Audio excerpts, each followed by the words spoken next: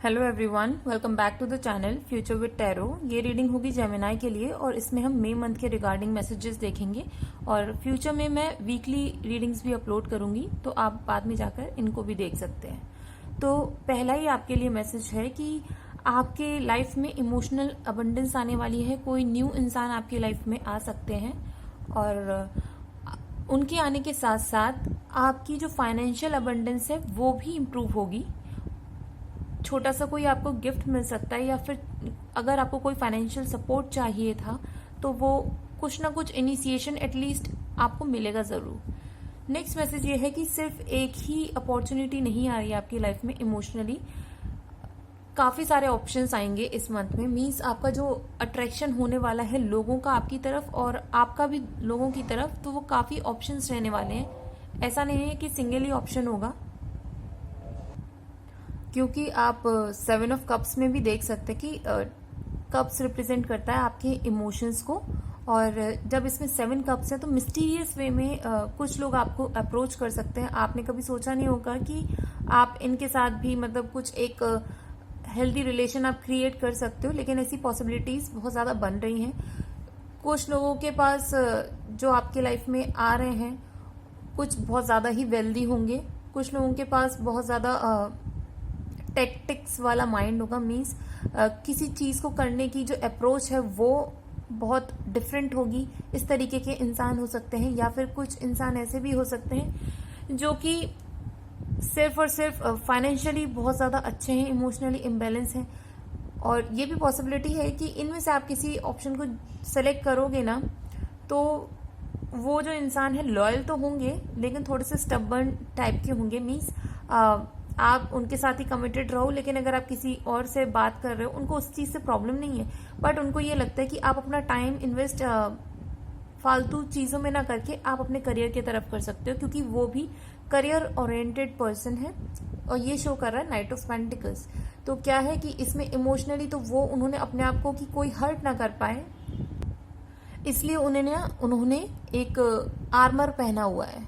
और दूसरा, उनके हाथ में पेंटिकल्स भी है, तो मीन्स उनका फोकस कहाँ है, अपने मनी को इन्वेस्ट करने में। और ये जो एनर्जी होती है ना, स्लो मूविंग जरूर है, बट ये जो है ग्रोथ वाली अपॉर्चुनिटी है, अबंडेंस है।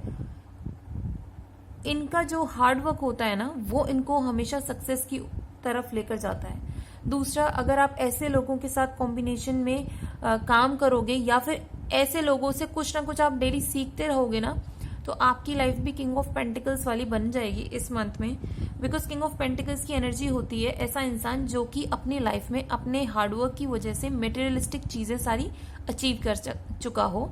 और इसका मेन रीजन ये भी है कि आप देख रहे हो कि जो किंग बैठा हुआ है वो अपने थ्रोन पे भले ही बैठे हैं, लेकिन वो अपनी फैमिली से दूर है। मीन्स बैकग्राउंड में जो कासल बना हुआ है वो उनका मेन ओरिजिनल कासल है, बट उनको जो ये फाइनेंशियल अबंडेंस मिली है अपनी लाइफ में वो किसी और जगह पर जाकर मिली है।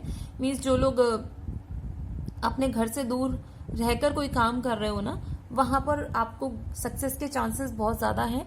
और थोड़ा सा आपको इसमें ऐसा फील होगा कि जो आपको ग्रोथ मिली है, जो सक्सेस मिली है, वो आप अपनी फैमिली के साथ एकदम कहते हैं ना कि फेस टू फेस मिलकर कोई पार्टी करके इस तरीके से आप उनके साथ शेयर नहीं कर पा रहे हो। बट आप क्या कर रहे हो, ये गुड न्यूज शेयर कर दे रहे हो कि मेरा जो है इंक्रीमेंट हो चुका है, ग्रोथ हो चुकी है, या फिर जो आपको अमाउंट मिलेगा उससे आप अपनी फैमिली के लिए भी काफी सारी चीजें खरीद सकते हो। लेकिन अगर ये बोलूं कि साथ में रहकर आप कोई इंजॉयमेंट कर रहे हो तो ये थोड़ी सी पॉसिबिलिटीज कम बन रही हैं।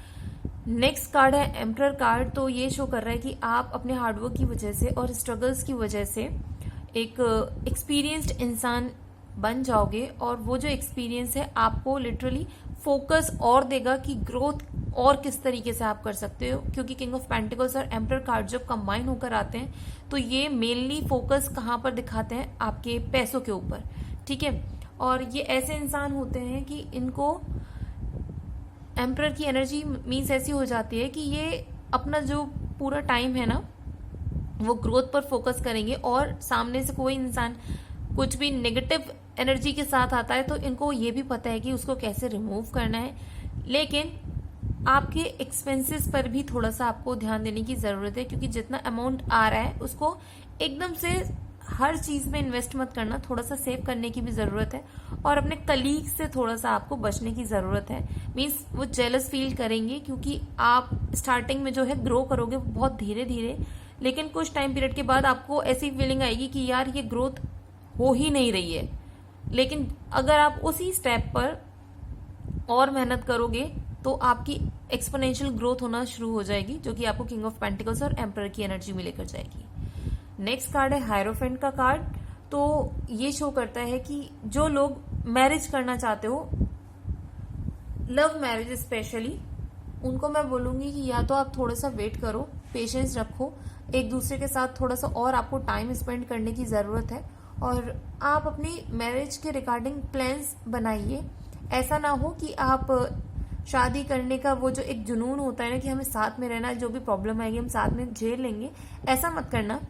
आपके जो बड़े बुजुर्ग हैं आपको सपोर्ट करेंगे, बट स्टिल जो चीजें आप पहले ही रिमूव कर सकते हो स्ट्रगल्स अपनी लाइफ में से, उनको पहले आप रिमूव करो और अपना थोड़ा सा फोकस करना करियर पे। मीन्स फाइनेंशियल स्टेबिलिटी पे थोड़ा सा आपको ध्यान देने की जरूरत है। बाकी स्टिल अगर आप फिर भी पहले शादी करना चाहते हो या फिर बाद में फाइनेंशियली अपनी चीजों को देखना चाहते हो, तो अपनी फैमिली को जरूर इस चीज में इन्वॉल्व करना, उनका आशीर्वाद लेना, और उनके अकॉर्डिंग अगर आप थोड़ी सी चीजें करोगे तो वो आपको ज्यादा हेल्प करेंगी।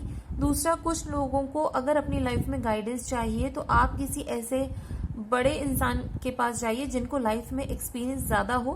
भले ही वो थोड़े से रूड हो सकते हैं, उनका जवाब देने का तरीका थोड़ा सा इस तरीके का होगा कि वो आपको ही उल्टा जवाब दे दे, लेकिन उस चीज को बुरा मत फील करना, क्योंकि कभी कभी होता है कि हम अपनी वाइब्रेंट एनर्जी की वजह से हमें लगता है कि हम टाइम अपना ज्यादा इन्वेस्ट दूसरों पर ना करें और जो एग्जैक्ट चीज है हम उनको बता दें। तो यही सेम चीज होगी अगर आप किसी के पास गाइडेंस लेने जाते हो, तो बुरा ये अपने माइंड में लेके जाना कि वो अगर कुछ एकदम से एब्रप्ट आंसर्स देते हैं ना, तो ठीक है, उनकी सलाह पर थोड़ा सा ध्यान देने की जरूरत है।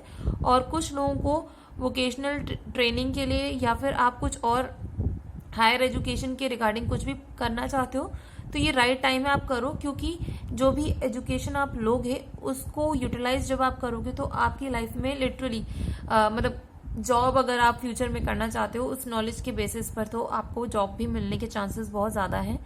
नेक्स्ट मैसेज आपके लिए ये भी है कि आप किसी चीज पर इतना फोकस कर रहे हो कि अब आपको लगता है कि एक पर्टिकुलर स्टेबिलिटी मुझे अपनी लाइफ में जितनी चाहिए थी उतनी मैं अचीव कर लिया हूँ, और अब मुझे कुछ नेक्स्ट स्टेप अपनी लाइफ में लेना है। मीन्स आपका कुछ ऐसा विश होगी जो कि आपने किसी सर्कमस्टेंसेस की वजह से उसको थोड़ा सा डिले कर दिया होगा, और आप मतलब थोड़ा सा डिफरेंट पाथ पर जाकर अपने पैसे कमाने की उस पर चले गए होंगे। मीन्स आपका जो मन होगा ना बचपन से किसी चीज का करने का, आपने उसको छोड़कर किसी और चीज को करना किया होगा, उसमें आपको स्टेबिलिटी मिल गई है, बट आपके माइंड में क्या है कि फाइनेंशियली मैं चलो अब स्टेबल हूं, तो मैं अपनी जो चीजें करना चाहता था अपने हिसाब से, अब आपका फोकस उन चीजों पर होगा।